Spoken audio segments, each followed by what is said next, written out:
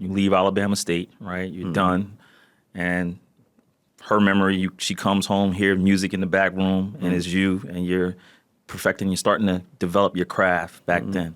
What was that moment? Like, take me into that moment when you finally says, all right, I'm done with basketball. Let me be tunnel vision and have used that tunnel vision to attack music.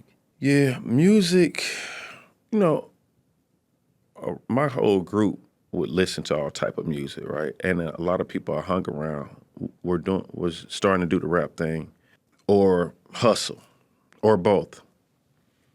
Now, I was doing the hustle, but I would see people that was rapping.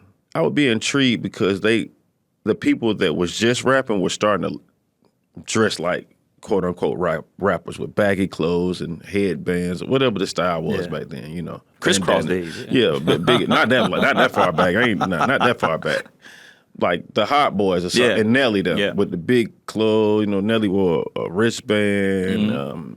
That's when we had the long white T-shirts. Long white T-shirts. So that not quite crisscross. So that would happen, and I would see one of my homeboys, and I'd be like, man, hey, rap, you know, just rap. You know? And he'll do it, and I'd be like, okay. And then, you know, I would freestyle. Like, we would be outside of the car wash, you know, trapping or whatever, and I would, you know, freestyle. And then I don't know, it just became intriguing. And Dollar, who is in the group with me, Player Circle, he was rapping before me, and they was going to the studio, and so I jumped on a song with him. And it was like, okay, it was kind of fun. And then the next song I think I did was like a solo song, and it was at my friend Juk crib, and my friend Shy. These guys are older than me at the time. Took me over there, and the first song, it was called Players Motto, some player stuff. And back then, we spelled players Playaz, and it meant preparing legal assets for years from A to Z, from beginning to end. So I'm like, this the player's motto. And I do it. And everybody telling me it's hard. Like, it was just like the biggest confidence builder ever. Like, you know what I'm saying? Everybody like, bro, that's hard. You know, this is my second song. I'm like, this ain't even what I do for real. But like, it wasn't hard to do.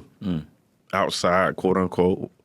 And I have all these experiences, and I'm just dumping it into the music. It's like, it's not taking me a long time to come up with stuff because I'm speaking my truth. And just from then on, it just became, you know, some creative therapy for me. And I couldn't probably